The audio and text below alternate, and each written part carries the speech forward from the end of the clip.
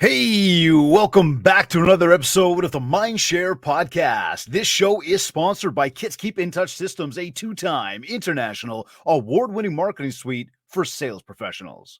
REM, Real Estate Magazine, Canada's premier monthly magazine for real estate professionals. And OREA, the Ontario Real Estate Association, Canada's largest provincial real estate association. You can learn more about all of our sponsors by visiting my site, mindshare101.com. And while you're there, be sure to check out the details of our upcoming Mindshare Mastermind, as well as download your free copy of the Ultimate Marketing Bundle so you can build more mindshare to get more market share. Plus, learn more about our one-to-one coaching and keynote speaking. Today's episode is number 278. He is the founder of several consulting companies, a multiple author, world traveling entertainer, and public speaker for high-stake businesses. His client list includes BP, Discover, State Farm, United Airlines, and more. His journey has taken him from doing 19,000 performances at Universal Studios to appearing on America's Got Talent to entering United States troops stationed all over South Korea. His unique perspective of working with thousands of audiences has given him powerful insights into the art and science of communication, influence, persuasion, and high-stake negotiations. This makes him not just a thought leader, but a genuine mind reader. Now, his mission is to empower more than 1 million business people to accomplish their most ambitious goals in less time than they ever thought possible. His motto is change your mind, change your life. Joining me on this episode of the Mindshare Podcast is the $1 Million Mind Reader, Jonathan Pritchard. Jonathan, welcome to the Mindshare Podcast. Hey, man. Thanks for having me on. When I saw Mindshare, I was like, yeah, this is up my alley. I can't wait. Yeah, man. No, appreciate that, buddy. It's a pleasure to have you. I'm excited to have you on the show. This type of stuff, it's always scary. I know I was saying this to you off air. Getting into this mind might be really scary. Now, I know you said that you've been there, done that. I hope that didn't mean in my mind, because oh man, like it's almost like getting caught. Like, well, anyways, we won't go there. Right. I always like to say, it's like, man, if I'm not at work, I'm not working, because like it would make friendships difficult or just hanging out casually if people are always worried you're snooping around. But it's just kind of like, listen, if this was your job, would you go into the office on your day off? Like, no, you're good. Unless if I'm on stage, I'm being paid to do it, then all bets are off. Like, that's literally my job. But Yeah. otherwise, yeah, no, everybody's brains are safe. Okay. Well, that is rewarding. That is like just reassuring to hear that today, because we are on a live show, and if you started sharing what I'm saying and thinking, everybody might stop listening. No. But tell me something. I got to ask you this one, and I know that I totally, well, not totally, but flubbed when we said we went from America's Got Talent to entertaining United States troops. I don't think I said entertaining, but speaking of entertaining, 19,000 performances at Universal Studios. Yeah, yeah, That's that a was lot of performances. yeah, that's my first job out of college, and I got a job working at the magic shop in the park. So it's in Universal Studios in Orlando, Florida. So you're a guest at Universal Studios to be there to ride the roller coasters and see the horror makeup show, and then there's this magic shop. So you'd go in and we would have a 12-minute show that you could buy every single thing that we did. So we were performing it, but also making it clear you can buy everything that you're seeing us do. And if you're 7 and older, you could do everything that you're seeing me do. So it's this kind of strange combination of performance and pitching and persuasion, where every word was tightly scripted, and the owner of the shop would be listening in the back room. He's like, Jonathan, you're performing too much. You're making it look too good. So then everybody in the audience thinks there's no way I'd be able to do that. And that's why you're not selling as much. This guy over here, he's an absolute idiot, and everybody in the audience is thinking, if that idiot can do it, then my 7-year-old kid could do this, and that's why he's selling a boatload of stuff. I want you to make a lot of money, Jonathan, so stop performing and just do it. So yeah, that was master's class in communication, in-person selling and persuasion and communication with people from all over the world. Yeah, we did that 12-minute show as often as we possibly could. And over the course of almost 3 years, about 2.5 years, did the math. I was working 6 days a week, every week, and ran the numbers. It was north of 19,000. Wow. Okay, that's interesting. It's like, it's funny as you say that. A few things came to mind. One was I remember being in New York City and walking into a magic shop downtown, down there somewhere. Mm-hmm. Walking into a magic shop, somebody doing some sort of, demo of stuff and kind of getting you all into, you're like, but it was just to the point where like, and you can buy this one. And I'm like, yeah. So I remember, I think I bought the rings that like, they go together, they separate. Like how did the rings thing happen? Yep. Trying to remember what else we picked up, but I remember there was a couple things and I thought I'm coming home. I'm going to blow everybody away with this stuff. Dude, I couldn't Right. figure out how to get the rings apart from each other. Like it just See, didn't work. and that's part of the challenge in real talk of knowing, quote unquote, the trick. All right, what's the trick to making those rings work? Well, the method doesn't mean you now have the skills to make it Right. look like magic. Right. And that's what happens so often in the information coaching world of people who go, oh, I'm going to buy this book, I'm going to take this course, and suddenly my life's going to be different. And it's a skill development issue, not a quality of information issue. So it's just, that's why, I mean, look at all the books behind me and Yeah. all the stuff. Having all the stuff doesn't mean you're a mentalist, doesn't mean you're a magician. You actually have to put in the time to acquire the skills, just like an old kung fu master. It's skill built from hard effort over time. That's it. I learned that one the hard way when we did the one with the box and the, put your sister in there and do the saw. Mm-hmm. Yeah. Yep. And Parents then you weren't got a happy with half that. sister. Yeah, That it happens. wasn't good. Wasn't good. Yeah. But so John, tell us what exactly, okay, so you went from, obviously and I'm going like I'm making an assumption. I'm telling you what you did, okay? You were a young dude, you liked magic, you obviously followed that path, I imagine, to some degree. Am I on the right track so far? Yep. Okay.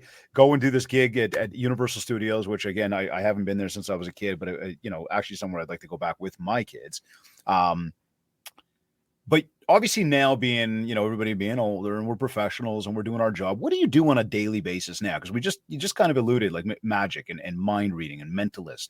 What do you do on the daily?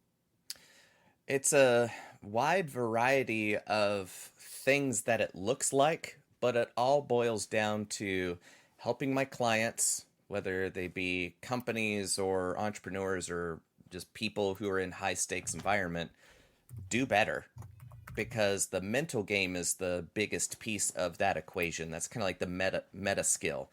Because I can't help you figure out how to change a tire better. Like that's a physical skill. Like, no, I'm all mindset side of Okay. things. So either I'm training sales teams or helping a company re-architect their entire sales process, or they're a highly technical company and their engineers have been in charge of the marketing for too long and they can't explain what they do to a perfect client. So I talk with the engineering team and the owner and everybody to define their communication, which is kind of like a rebranding, but not really kind of a thing. So it's all over the place, but it's all born from years of being on stage, entertaining audiences, and making them think that I can read their minds. It's just communication skills and applied psychology. That was a real key piece of information there, making them think that I can read their minds. Right. That's interesting. Now I say that in a way where it's interesting from the entertainment side of things to almost peek behind the curtain to better understand. However, as we sit here today on the Mindshare podcast and think, and as I sort of said to you prior to going on air here, who our main audience is, folks that are entrepreneurs, they're business people, they're in sales. And we think about the art of negotiation. I want to get into that with you in a little bit, but we think about communication and messaging and branding and marketing and I mean, there's so much there. And I guess that key word, which was interesting. And again, we'll dive into that more in a moment about, making them think that way. What I'm curious to find out though is, again, if I go back to what I just mentioned about, Times Square and going to that magic store, and I know my father loved magic, and it was just one of those things where it's just, these cool little things, but never practiced enough, never actually had that desire to kind of go to that next level with it. You obviously did, so understanding, I guess, to some degree of how you got into it, how did you figure out how to make a living doing something that you absolutely love? Because I think that for many people, I know I've struggled with that over the years. I know that there's people doing stuff right now that makes them a living, but they may not love doing it. And Hmm. we've long heard, get up and find something you love doing every single day, and you'll do it even better and better and better. And I would say, as I sit here today saying that to you, first thoughts that go through my mind, I love what I do now. I really do. But the journey to get here, it's not easy. How did you Right. get there? How did you really truly figure out, what you love doing and then how to make a living at it? I got started reading books at the library because they were free, and I grew up in a trailer park with a dirt road. So I was literally dirt poor. And the Okay. library was what I could afford, which was free 95. So I would go hang out at the library after school before mom was off work, and that 2 hour block I just spent reading different magic books, and the art books are right next to it. So it was all self-directed study, and I just loved magic tricks, and doing card tricks was fun. And the mind reading stuff always seemed to be the most impressive to people. So that's why I niched down even farther into the mind reading tricks. So that's how I figured out that, oh, I like this a lot. And it was a great context for me to explore my curiosity. Anything I've been curious about, there's been a place for it inside the world of mentalism, which is the technical term for the flavor performance that I do. Okay. Okay. So there's something important that I heard there. Reading, spending time feeding your brain. And you've actually alluded to that a few times in the short time we've been on this call or on the show already today, about the books behind you, Hmm. alluding to that and just how much knowledge. Do you still spend a lot of time reading now? And how important do you believe it is for everybody to really spend time on a daily basis feeding their brain? Hugely important, especially if you are in the creative side of things. Like, if you want to create, you have to have some medium in order to work in. And if you write emails, or you're trying to write copy, or you're trying to be persuasive on stage, or talking to your prospective client, you have to have some ideas first before you can put them into action. So if you understand the value of creating a body of work, all that has to come from somewhere. And it's your experience and how you think about your experience that's the unique part that enables you to talk about topics and principles that have been around since forever. But combined with your experience, now you're putting it in your own words, in your own way. And that's the unique part of it. So I think a lot of that kind of creative block or writer's block or whatever comes from either starving your mind of raw material, so you're not reading much, so you're not getting exposed to new ideas, and you expect to make something from nothing. You're like, ex nihilo, that's impossible. Not going to happen. So give your brain a lot of new stuff to work with, and then it will synthesize it, combining with your experience. And then that's how you come up with your own unique approach to things. So that's why pretty much no matter what industry you're in or what your job is, you'll you'll only be known for the works you create. And if you're not creating anything, good luck. So you did a ton of reading, you did a ton of feeding your brain. I love what you just said there. I agree with it. I mean, I spend 30 minutes a day at minimum reading. I find it hugely important. I find that you will hear a lot of The journey is typically, I don't know how to say it. The journey's the same, the story's different, the story's the same, Hmm. the journey's different, however you spin it. I mean, everybody's going from A to B. How did they get there? And Yep. and it's that trials and tribulations loaded with failure, the ups and downs, what did I learn? How hard did I persist when times got tough? And I think that there's some fantastic stories and leveraging that to come up with content, to grow a business, to make yourself stronger emotionally and mentally. This is where again perseverance will come through and success will be found. So you went and did all that. So you knew what did you wanted to do. Where did you start? Like once you sort of fed the brain, and it's kind of like we're Yeah. on this path towards getting to where we want to go. Where did you start when it became this thing of I'm now at the age and the maturity or whatever you want to call it to like, let's turn this into money making. Hmm. Yep. I was in college and there was a magician that came to my college to do his show. I was like, oh, that's cool. I want to be able to do that. Okay, So cool. I got connected with him. 6 years later, I go on the road with him as his full-time tour manager.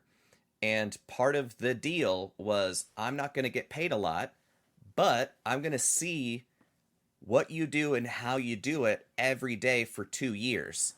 And there will be no questions off limits. I'm going to ask you about everything, and you have to answer them as fully as humanly possible. So it's basically like a paid mentorship program where I got to see exactly how he got his gigs, what he did rolling up onto campus, and everything. So I just saw the recipe and then went, okay, that's how I'm going to do it. And then I went out and started doing college shows and was touring the country doing the 70-minute interactive mind reading show for college students all over. Okay, so let's do this then. We decided what we wanted to do. We got pretty good at it. Obviously, there was a lot of learning along the way, and it's gotten better, I'm sure, today than it was back then. Just like anything else we do in life. You're now servicing the business because you're the guy. Mm-hmm. What about getting all the new opportunities? How did you start to find new opportunities on a regular? Take time to find those new opportunities, actually get the opportunities. What did it take to get the opportunities? I mean, how much calling, how much follow ups, how many relationships, how many phone calls? You know, Yeah. what did you do to grow that? There are a couple different ways. The real answer for then and the real answer now are different answers.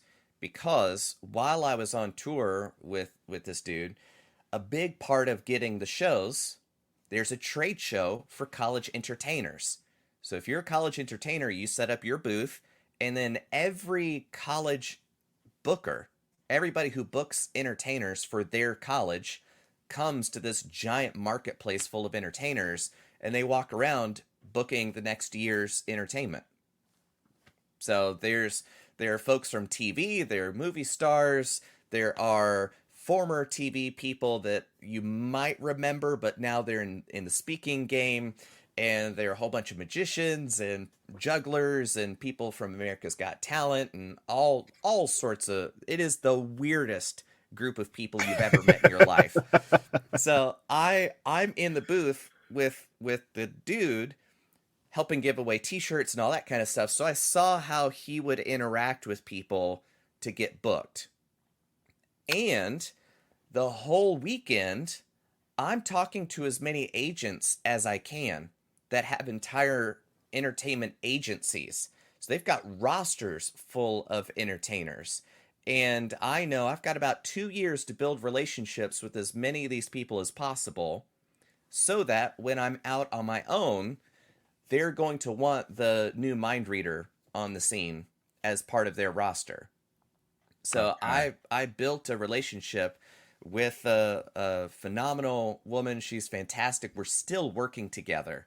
Like we started in 2009 and we're still working Nice. together. That's cool. So I built a relationship with her, and since she's been in the business forever, she's the one with all the relationships with the end clients. So by building that relationship, I'm getting access to a whole lot of opportunity instead of me having to go find new opportunities every single time. Now there are some potential drawbacks. It's not the end all be all that performers think getting an agent is. An agent really only wants you if you're already busy. Yeah. It's like, why do I want to sell something nobody's buying anyways? Also, if they're promoting you and the client goes, no thanks, they'll also say, well, I have all these other people that you could book as well. So it's not like a manager relationship where they're only representing you and they're only getting paid when you get booked. An agent is representing a whole bunch of people and you're one of them. But the more popular you make yourself, the more well known you are, the easier time it is for the agent to get you booked. So you still never lose the responsibility of making yourself bookable, right?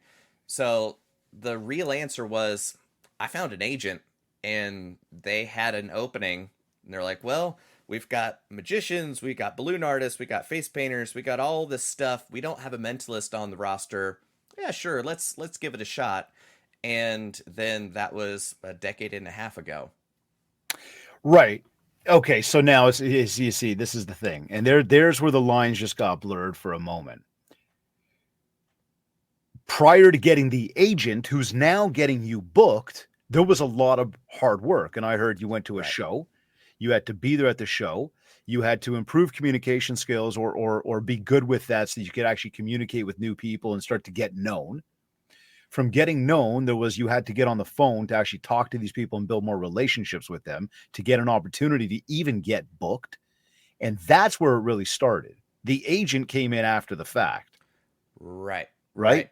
And then on top of all of that, we kind of hit the rebranding part of my journey because the college mind reader character, Johnny Zavant, is Yeah. perfect for the college mind reading area. So then I do the show and I've got a long line for autographs and that kind of thing, and I like talking to everybody who is willing to stand in the line for that. Then I start getting emails from them 2-3 years later saying, hey, you changed my whole life, just that small conversation, I made a whole bunch of changes and here's what's going on. So that was the peek into the coaching side of things. Awesome. That the way that I think about stuff, not everybody thinks this way, so that might be valuable to people. So that was the coaching window cracking open. But then I want my business to be better, so I'm going to start reading business books. And every single business book talked about principles or ideas through stories and things that probably never happened because it's all made up. And then they're talking about the psychology of sales and the psychology of negotiation. And the only way they can communicate it is through parables and stories. And I'm thinking, I understand this stuff better than they do, and I can show it in real time on stage in front of 3,000 people. I'm going to eat their lunch.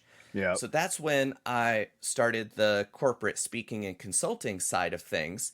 But Johnny Zavant isn't going to get hired by BP, by State Farm. Like that guy is never getting a corporate client ever.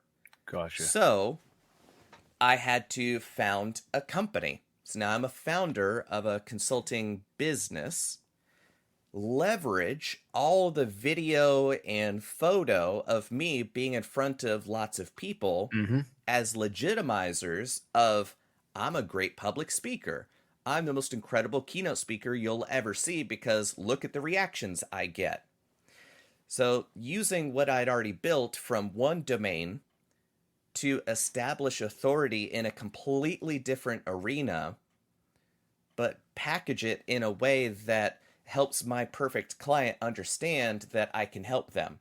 Because if I lead with, oh, I'm a college entertainer, they're like, we're a multi-billion-dollar company. Why in the world are we going to hire some stupid magician to come talk to our salespeople. Our sales team are full of absolute closers and killers. Like they're going to eat this guy alive.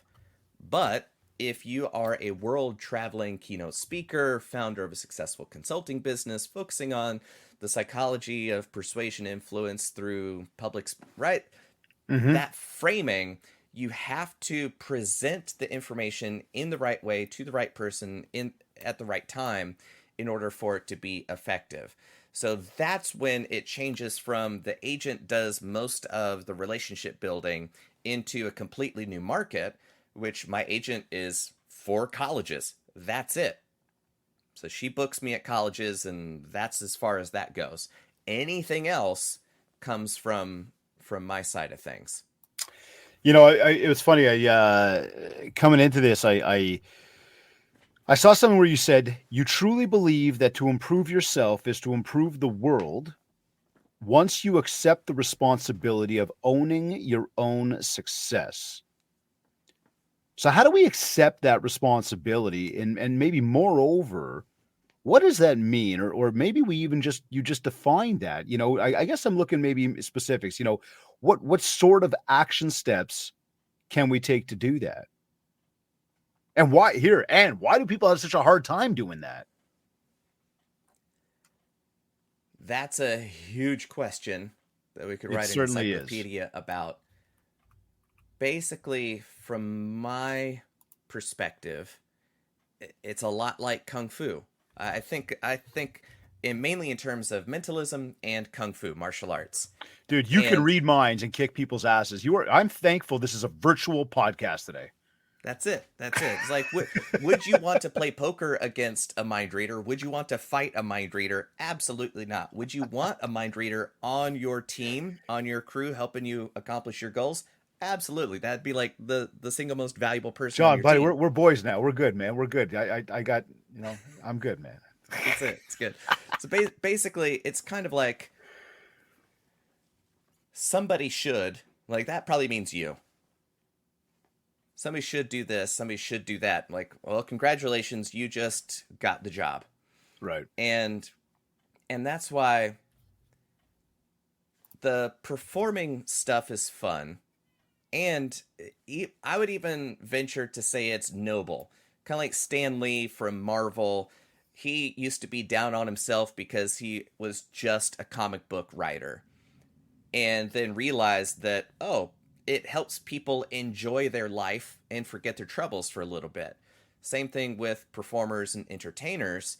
For an hour, you're laughing and having a great time, and you're not thinking about all the troubles that are just outside the theater there for you.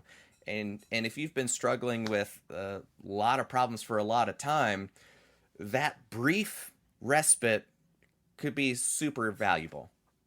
So that's nice. However, when you leave the theater, you're going right back to it. You might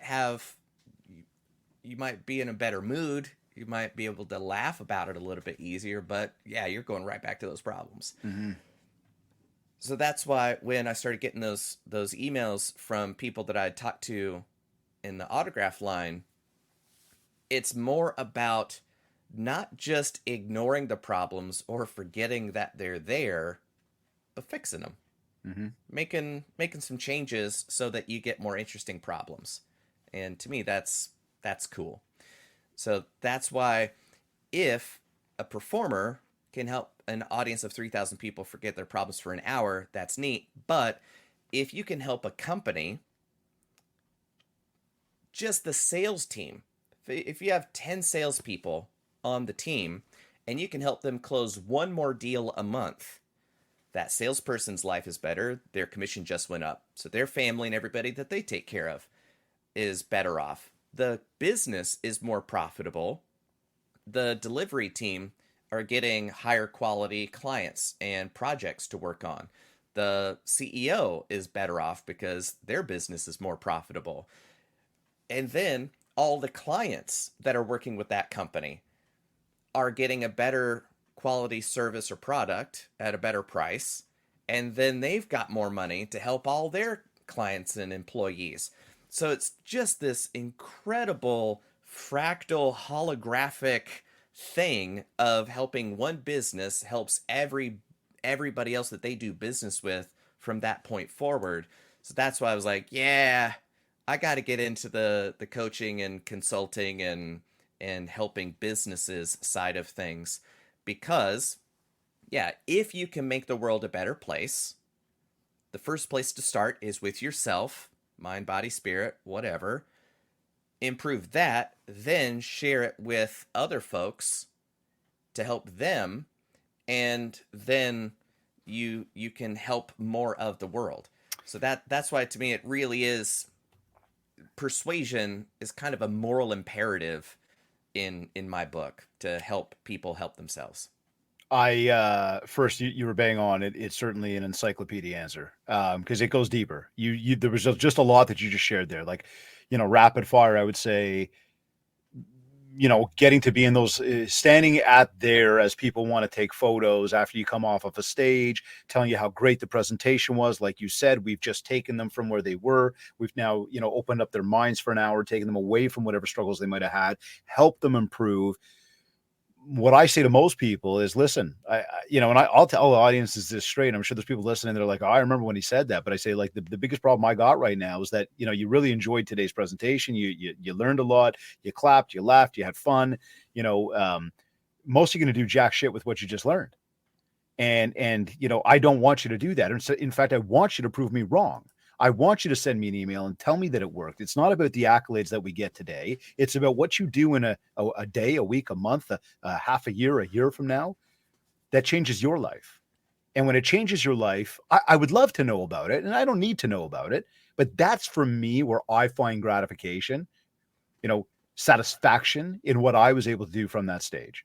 Because now, just as you said, you are actually helping people change their lives.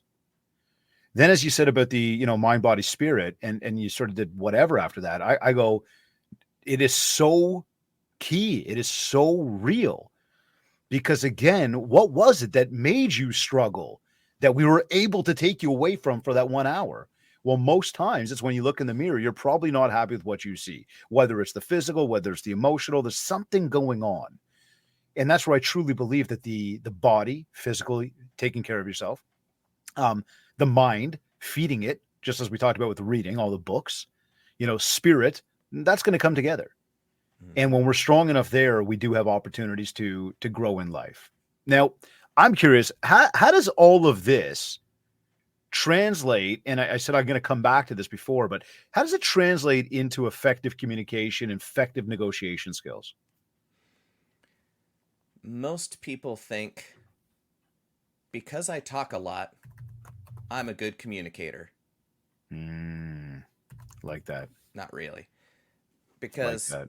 good communication is helping somebody else understand what you're trying to get them to understand. And a metaphor, it's kind of like forcing other people to speak your language. And how many people are going to take the time to learn your language so that they can understand your message? Very few people. They've got their own problems. If Great you point. learn how to speak everybody else's language, you're opening up more and more opportunities to help people. So if you want to be a better communicator, then understand how people are going to hear your message and work really hard to put it in terms that your audience will hear and understand. So if we look at that then and we say, and I think that you made a fantastic point there about communication, because oftentimes, like you said, you think you speak well, like people get it. Um, when we look at things like negotiation or even objection handling, and for what you do specifically for a living and how you've built that through communication channels, how does what you do, or maybe how does it teach people, or maybe examples or something, an action step there around the idea of negotiation and objection handling? Because again, we're dealing with business people, we're dealing with salespeople. Mm-hmm. Is there anything you can lend to that in terms of maybe a tip or an idea there, a thought for them? Absolutely. Never handle objections. You're not doing anything objectionable. So objections don't exist in my world. because Listen, what you just said was a very jarring comment, a very jarring statement, because all we yeah, talk about is objection handling. I I know, like this. I like this. Go. Yeah, go for it. and that's why people struggle with them, Okay. because at its core, you are accepting the entire premise that your prospect can object to what you're doing, which makes you objectionable. So you are internalizing that what you're doing is not worth buying by virtue of accepting the frame of that whole dynamic. So I don't even have a problem with objection handling. I have a problem with objections completely, right? So that's a reframe. Hmm. So what do you have instead? All of what you're calling objection handling is clarifying or dealing with obstacles to buying. Because if they're confused about what it is you're offering, if they're confused about what it is that they're buying, they're not going to buy. So they need to have clarity around the offer, and that should be done earlier in the sales conversation so that when you get to and here's how much it costs, they already understand the value that you're providing. But then there might be some genuine obstacles to buying that are between them and being your client. And now it takes creative opportunity finding to find interesting ways to make the deal work still. So maybe it's, I don't have that money on hand. Okay, payment plan. Whatever that creative solution is, but neither of those are, I'm objecting to what you've just said. I had a mentor of mine who says that if they object to price, if you're haggling on price, you fail to prove your value. And it came to mind as you just said what you said there around objection. I thought that was a really awesome way to reframe the entire idea there around one, accepting objection, and two, what is it actually an objection, or like you said, maybe if it's money, okay, what are solutions to that? Mm-hmm. But about Because proving your value is absolutely huge. right, because there's price, cost, and value, and who gets to determine what is on different sides of the aisle there. And in my book, the instant you say price, you're now into negotiation. You are no longer selling. Right. And the only way that somebody can understand the value of what they're getting is based on what you've explained to them before you say price. And a huge problem I see is that salespeople get so close to what it is that they do that they'll use some fancy tagline or term, and in the salesperson's head, that means all this other stuff. But their client doesn't understand that that means all this other stuff. They think it's this one little thing. So when you're saying comprehensive onboarding, and you're getting this and that and this and that and that and that and that, well, they're just saying comprehensive onboarding. Okay, that means you're going to email me something? I don't know. So then when you say the price, I'm thinking, oh, they're going to charge me an extra $5,000 for onboarding, and all I'm getting is an email? Like, that's the white Right. glove Yeah, treatment yeah. from them? Oh, okay. No thanks. And now you're working uphill against their confusion. That's your fault, by the way. You just made it harder for them to say yes to doing business with you because you didn't help them understand the value you're bringing to the table. So you've got to take a lot longer to help them understand what all of doing business with me means so that when you name price, they're going, holy cow, that's amazing. Same price, same deliverables, but how you communicated it is different.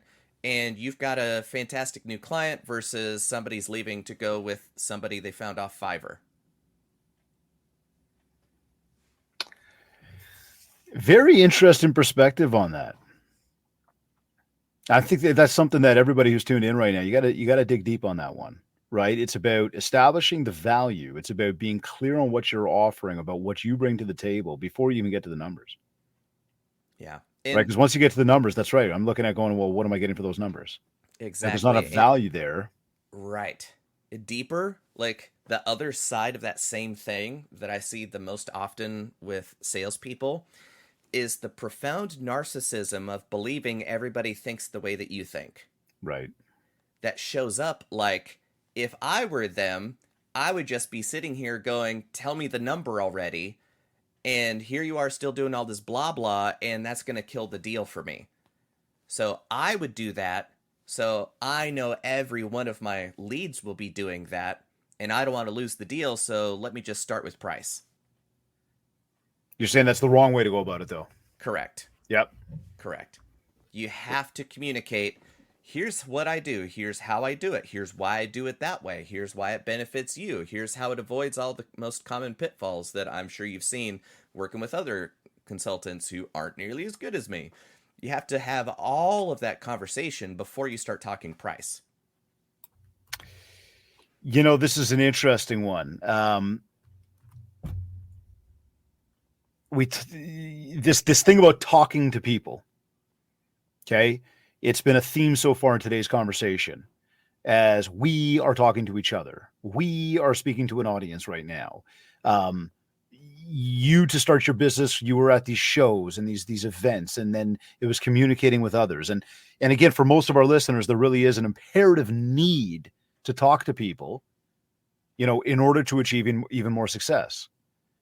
Yet we've got so many people that claim to be so introverted that they don't want to talk to people. And I tell many people, I said, I'm the most extroverted introvert you've ever met, or most introverted extrovert you've ever met. Put me on a stage in front of thousands. I can do what I got to do. And if you've seen me do it, I have a lot of fun doing it. I definitely don't seem nervous by any means. Take me out of that and say, okay, what do you want to do? I'd love to go ride my motorcycle. And that's a solo endeavor right there. Right. So it's like, Yep. it's interesting, but as I was again, looking up and preparing for today's show, I had seen this, and I wanted to ask you about that, because as we talk about talking to people, what can we all learn today from the infamous Harry Houdini about building our own personal brands? Everything he did. Just done. Period. Is Go good. go Yeah, read. read up on him. He's real smart. Next question. Yeah. No, I like you. I don't care how you recharge your batteries. Mm-hmm. That has nothing to do what you have to do to accomplish the goals you've set for yourself. So I'm an outgoing introvert. I've learned how to be on stage. I've learned how to talk to people because early on, junior high, high school, I was super shy and introverted, but I saw that the folks who were able to connect with other people, stand up for themselves, and ask for what they want were the people who got what they wanted. So not talking to people is a great strategy for getting nothing, because everything you want, somebody else has and wants to give it to you for some reason. You just have to figure out what that is. You have to do that by talking to them. So Houdini was born in Budapest, immigrant family to America. So it's kind of starting on the back foot to begin with. Mm-hmm. And to me, the greatest trick that he did is appreciate what the experience is like beyond what he's doing. Because if you read up on any of the methods, they're clever and ingenious. They're incredible engineering. However, it was the experience he would create on stage for the audience that was nail-biting. And, for example, there was one where he's in a milk can full of water, and then it's locked shut. And Famous one, yeah. Yeah, so they're right. He would get out in a couple of seconds and then just sit behind the curtain while the timer's ticking and everybody's like, try holding your own breath. See how long you could last. this is how long Houdini is going to be underwater. And the timer's ticking, and people are having to take a breath. And in their head, he's still underwater. He's getting credit for having these incredible lungs, which he really did have. But in this experience, he's just sitting there waiting for the right time. So from a skill standpoint, it's get out of the can. That's it. That's it. From a presentational angle, that's it, folks. Thank you. right. From a presentational angle, it's have the wherewithal to understand that taking longer makes it appear to be more difficult and therefore impressive.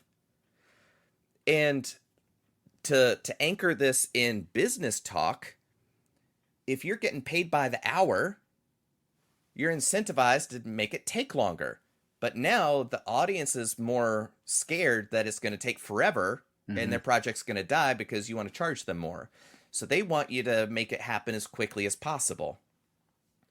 So by the project means we both win. I might be able to get out real quick, but it's going to be such an amazing experience that you're going to wish I had taken longer. Right? So there's just lots of lessons that you could learn from Houdini. Well, look, I mean, again, as we brought up this idea around branding and communication, experience is a big one. I was just having this conversation with some clients of mine yesterday, and when you look at the apps in the technology world today, it's very much about the UE, the user experience, right? And which ones win are the ones with the better user experience. Well, now you come back to dealing with people one-on-one rather than through technology, and we call it the CE, the client or customer experience, right? And this is exactly what you just defined there as to how Houdini became Houdini. He was doing his thing, and there's many people trying to do their thing. Why was he able to win? He created an experience. Exactly. So I think when it comes to, kind of tying that together from a branding perspective, that experience that you provide is what people will talk about after. And that's what more people will desire and come to expect. And hence there's where success comes from. Now, exactly. As we talk about communication, we talk about introvert, extrovert. How do we hold or even how do we get out of conversations with other people, no matter whether we are introverted or extroverted, and still fully knowing that we do need to talk to others to grow our own success? Because we find communication's a difficult one. And again, some people being like, I don't want to talk to people. Well, you have to. Well, I don't know what to say. Or you get that person that walks up to you and they're like, hey, how's it going? You're like, good. And they stand there staring at you and thinking, you came up to me. What's up? Right? And they just look at you and you're like, oh my God, I got to say something. Yep. One of my mentors, James Randi, who fascinating character, and there's a documentary about him called An Honest Liar. If you have Netflix, go watch it. I thought about The Honest Lawyer, I think. Maybe it's okay. Honest Liar, because Randy would always say, listen, Jonathan, we're the only honest liars. We stand on stage, we tell them that we're going to lie to them, and then we do. That's what makes our profession worthy and honest. Right. So, nice spin. Yeah. Like so he was super famous. Like back at the height of his career, he was a 2-part guest on Happy Days. Like that was how where he was. He hung upside down from a helicopter and got out of a straitjacket over Niagara Falls. Like that's his pedigree. Right. So for 13 years, I helped him run a science conference that he organized in Vegas to work as a fundraiser for his foundation. And everybody there loves Randy. So I got to see him be famous with people who were absolutely starstruck. People who would come up, they've been dreaming of the day where they get to meet Randy, and all of their practice failed them because they walk up and they go, "You're Randy." And that's it. Yeah. That's what I mean. It's one of those right there. You're like, yeah, I am. Yeah. Thank you. So I got to see how Randy would help those people feel comfortable meeting somebody famous without him being a total pompous butt about it. Yeah. So he was so gracious and understanding and accommodating, and he would have shtick, preset patterns that would make people laugh and go, oh, he's so clever and witty, but it's the same handful of jokes. It's just the audience changes. So if you've got certain patterns of shtick for certain situations you find yourself in on the regular, you don't really have to spend that much time and energy coming up with something in the moment. Just have your handful of shtick, Hmm. and that goes a long, long way. Yeah, and these are some of the things that I know, through a lot of the work that we do with our clients, our audiences, is to come up with some of that shtick of what can I say, how can I do it, where do I take it, and a big part to that is, in some way, shape, or form, controlling the conversation, take control of it, be able to really make it about them. And then, as you're controlling, if they ask you anything, you're almost deflecting, make it back about them, then kind of summarize what just happened. And this could be a 60-second long conversation, or this could be a 5-minute long. Summarize it and then basically wish them all the best, and kind of there's your exit, right? And Exactly. you're off the stage left, kind of thing. And it's again, Right. it's a shtick, right? There's others out there, but I see what you're saying with that. Yeah. Um, Yeah. Question I got to ask, and this was more again through the digging that I did prior to today's show. Very interested to know, what would you say is the most powerful force in life? It's relationships. That's it. Simple and plain. I like That's that. it. I was Because curious. I didn't know where you were going to go with that. yeah, it because it's your relationship to your resources. It's your relationship with your problems. It's your relationship to your opportunities. It's your relationships to other people. It's your relationships to other people's networks. It's that relationship, the dynamic, distance, momentum, it's all there. And if you can reframe your relationship with your problems as opportunities, suddenly the world gets a lot better. If you reframe your relationship with objections as, I no longer have objections because what I do is good and it helps the world and is not objectionable, therefore I will help my clients with clarity and removing obstacles to me helping them. You've just changed your entire life by changing your relationship to your own work. Like there's nothing else that has that kind of transformative power in reality. Look how simple that is. Like, business, life, anything you want, introverted or not. You said Doesn't it matter. before. You need people.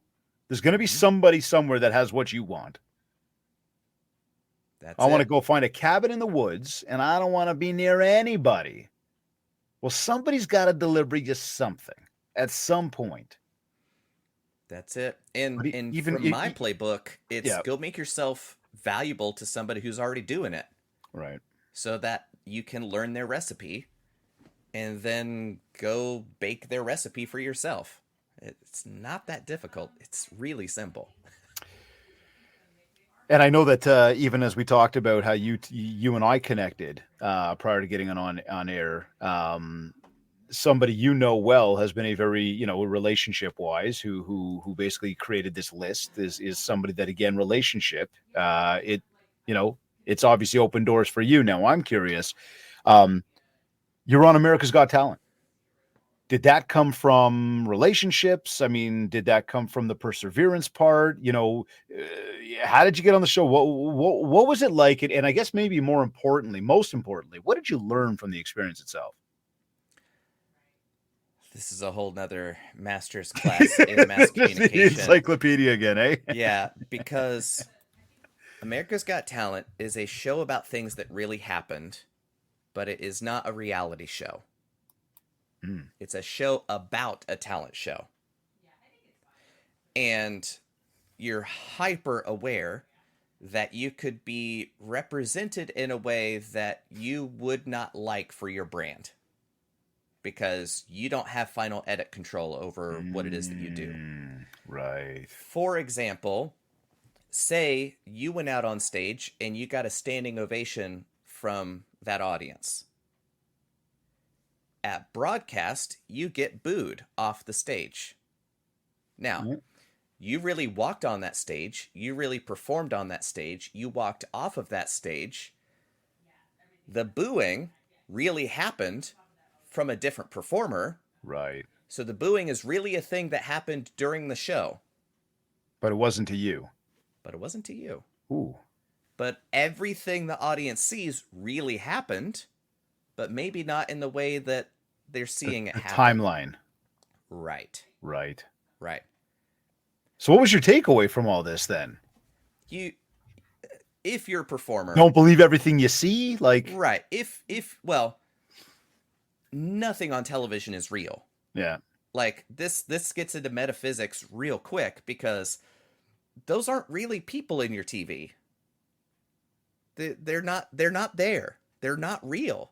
That's light coming from a panel. None of that's real. So at multiple levels, none of it's real at all.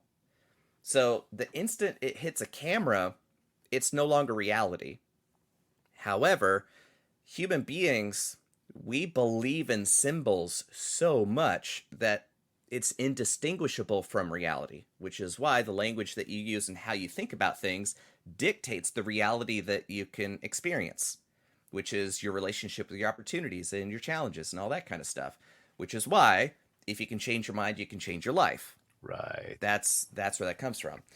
So how I got there is kind of on the relationship side because, peek behind the curtain, yes, there is the open cattle call for anybody with a dream who wants to stand in line for 6 hours to get 30 seconds chance in front of a camera to prove their worth as a human being because this means everything to me, right? Okay, you can do that.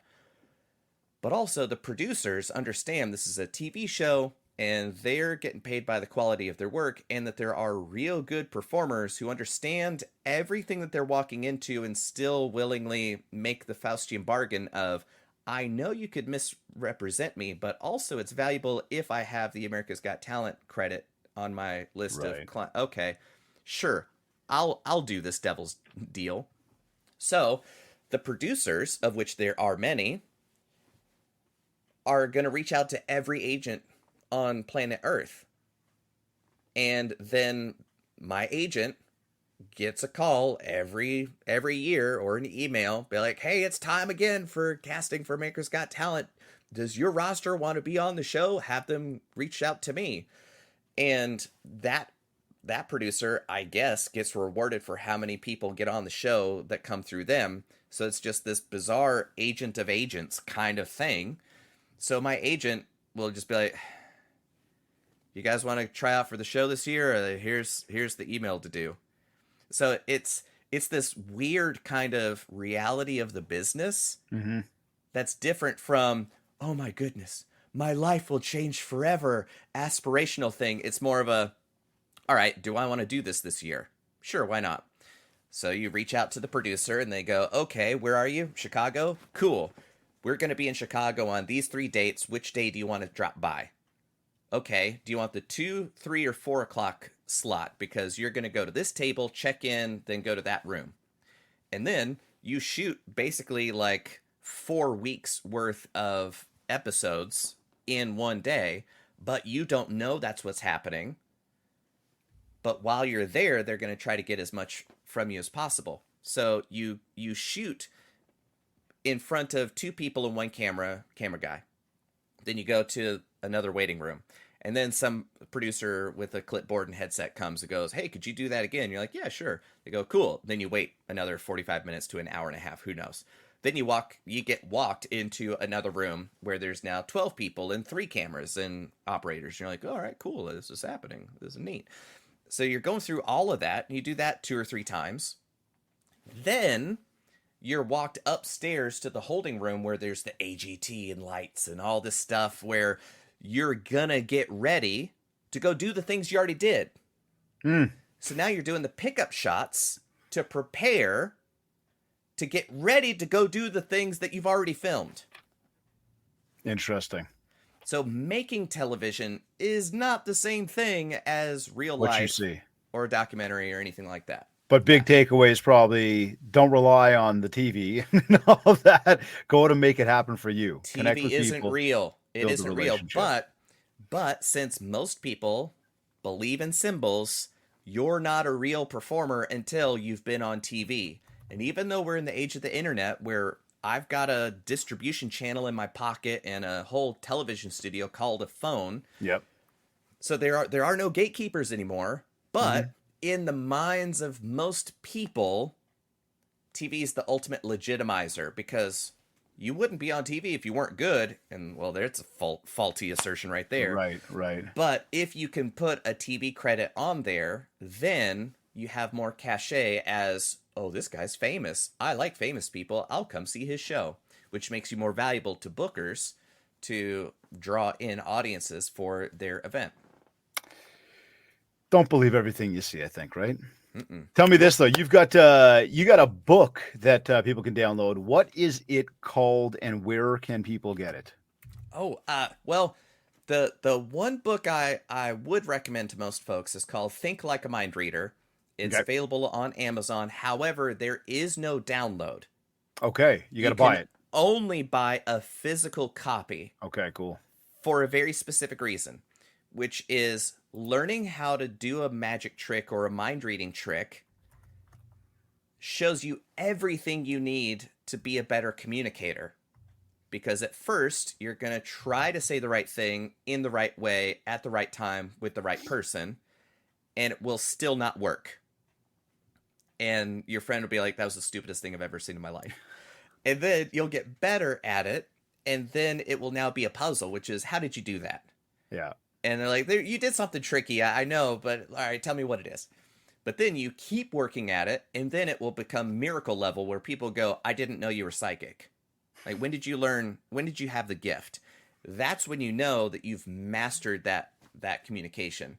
So the book is full of all the answers that I give people when they ask me questions after shows and in autograph lines and stuff. So that's 20 chapters packed full of all that kind of answer you could think of. And the book's design has a certain method that empowers you to use the book as a prop that helps you read your friend's mind. Ooh, which is the ultimate meta lesson that I want you to learn from reading the book, is to be a better communicator. So you're going to use the book as a prop to become a better communicator, to do a mind reading trick with your friends. You can't do that in a digital version, which is why I will never sell a digital version of that book. Cool. And not even Audible? No. Okay. So Think Like a Mind Reader. And you said Amazon? Yep. Go to Amazon. Get that book, Think Like a Mind Reader. End of the day, like today, tomorrow, yesterday. How do you know once you've ended your day that it's been a successful day for you? I don't feel like a sack of crap. I've written something, I've created something, I've spent time with the people I care about. That's a very tight list, right? My wife, my kid, yep. friends, family. So I've spent time with people I care about. I've invested in relationships that matter, and I've made something beyond myself. That's usually a good day. Once again, 278 questions later that I've asked that particular question. Nobody says money. Isn't that cool? Yeah. Nobody ever says money. That's great. Jonathan, any final words of wisdom that you want to share with everybody before we take off today to help them get out there, build more mind share so they could get more market share? I guess the only thing I would say is you've probably, you know this inside and out, which is it's valuable to have somebody on the outside who doesn't have your same beliefs, who doesn't have your same problems, who can help you identify that none of that stuff's real in the first place. So that's why having an outside coach and that outside perspective is so valuable in order to build something that's beyond your wildest imagination. It's because what you need to do lives beyond the limits of your current understanding, and you're not going to find that by getting a coach that has the same problems that you have. So it's really important to have somebody in your corner who's actively invested in you and your success to help you build something beyond your wildest imaginations. I like it. I agree with it. Jonathan, thank you. It's been a fun, insightful conversation. My pleasure. We've certainly been able to get into a little bit more around the mind reading part, but I understand the depths of it, which is real interesting. It goes well beyond just, again, like you said, a bunch of trickery and just jumping into your mind. But how do we actually leverage that from a communication perspective? And of course, for our listeners today, how do we take that and help everybody really just expand what it is they're doing and sort of the levels that they reach? So a big thank you for joining us today on the Mindshare podcast. My pleasure. And hopefully, I own icanreadminds.com. That's my hub to all my different projects and stuff. So hopefully, if you're still listening to this, thank you. And also you'll understand why that makes more sense beyond just the tricks. It's also like the trick to make more out of your mind. icanreadminds.com. That's it. Check it out, everybody. Jonathan, big thank you. Hey, my pleasure.